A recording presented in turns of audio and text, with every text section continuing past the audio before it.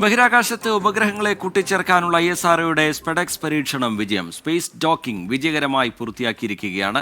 ചരിത്ര ദൗത്യമായിരുന്നു അത്. വിജയകരമായി പൂർത്തിയാക്കാൻ ISROയ്ക്ക് കഴിഞ്ഞിരിക്കുന്നു. മുഹമ്മദ് റഹീസ് വിവരങ്ങളുമായി ചേരുന്നുണ്ട് ചെന്നൈയിൽ നിന്ന്. റഹീസ്, ഒരു അഭിമാന നിമിഷമാണ് നമ്മളെ സംബന്ധിച്ചിടത്തോളം. ചരിത്ര ദൗത്യമായിരുന്നു അത്. വിജയിച്ചതോടുകൂടി നേട്ടം കൈവരിക്കുന്ന 4ാമത്തെ രാജ്യമായി നമ്മൾ മാറുന്നു, ഇന്ത്യ മാറുന്നു.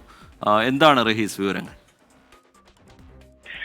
റീജിത്തെ, ഇന്ത്യയെ സംബന്ധിച്ചിടത്തോളം കാത്തിരുന്ന ദിവസമാണ്. ISRO അത് ഒരു കഴിഞ്ഞ 2-2.5 ആഴ്ചയായി ഏറ്റവും അധികം പ്രതീക്ഷയോടുകൂടി ഓരോ നിമിഷവും എണ്ണി കാത്തിരിക്കുന്ന ഒരു ദൗത്യമാണ് ഇപ്പോൾ പൂർത്തിയാക്കാൻ കഴിഞ്ഞിരിക്കുന്നത്.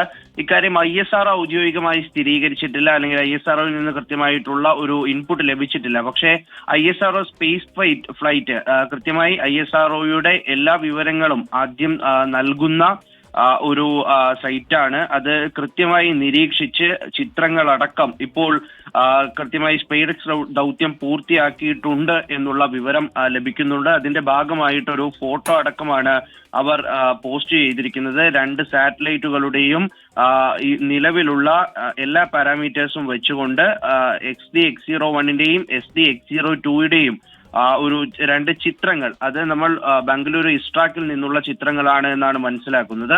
അപ്പോൾ അത് പോസ്റ്റ് ചെയ്തുകൊണ്ടാണ് ഇപ്പോൾ ഈ 2 ഉപഗ്രഹങ്ങളെയും കൂട്ടിയോജിപ്പിച്ചതായി ISRO സ്പേസ് ഫ്ലൈറ്റ് വിവരം നൽകുന്നത്. മാത്രമല്ല, പ്രധാനപ്പെട്ട ഈ സ്പേസ് എഞ്ചിനീയേഴ്സ് ഒപ്പം തന്നെ ഈ ശാസ്ത്രജ്ഞന്മാരൊക്കെയും ബഹിരാകാശ ശാസ്ത്രജ്ഞന്മാരൊക്കെയും അത് കൃത്യമായി സ്ഥിരീകരിക്കുകയും ചെയ്യുന്നുണ്ട്. ISRO ഒരു പക്ഷേ ഇത് വീഡിയോ അടക്കം ഒരു പോസ്റ്റ് ചെയ്യാൻ വേണ്ടിയാകും വെയിറ്റ് ചെയ്യുന്നത് എന്നാണ് കരുതുന്നത്. എന്തായാലും ഇന്ത്യയെ സംബന്ധിച്ചിടത്തോളം ഏറ്റവും പ്രധാനപ്പെട്ട ഒരു വിവരമാണ്. അതെ, ഇപ്പോൾ ISROയുടെ ഇൻസൈറ്റ്, അത് കൃത്യമായി ISROയിൽ നിന്ന് വിവരങ്ങൾ നൽകുന്ന ഓരോ കാര്യങ്ങളും കൃത്യമായി തന്നെ യോജിപ്പിച്ചുകൊണ്ട് ISROയിൽ നിന്ന് നേരിട്ട് വിവരം എടുത്തുകൊണ്ട് പോസ്റ്റ് ചെയ്യുന്ന ഒരു സൈറ്റാണ്. ഇൻസൈറ്റിൽ കൂടി ആ വിവരം സ്ഥിരീകരിക്കപ്പെടുന്നുണ്ട്. അങ്ങനെയാണ് എങ്കിൽ അല്ല ചരിത്രം എഴുതിയിരിക്കുന്നു എന്ന് ഉറപ്പിച്ചു പറയാൻ കഴിയും. കാരണം ജനുവരി 30-ന് തുടങ്ങിയ കഴിഞ്ഞ ഡിസംബർ 30-ന് തുടങ്ങിയ ഒരു ദൗത്യമാണ്. ആ ദൗത്യം ഇതാ പൂർത്തീകരിച്ചുകൊണ്ട് സ്പേസ് ഡോക്കിംഗ് നടത്തുന്ന 4ാമത്തെ രാജ്യമായി ഇന്ത്യ മാറിയിരിക്കുന്നു.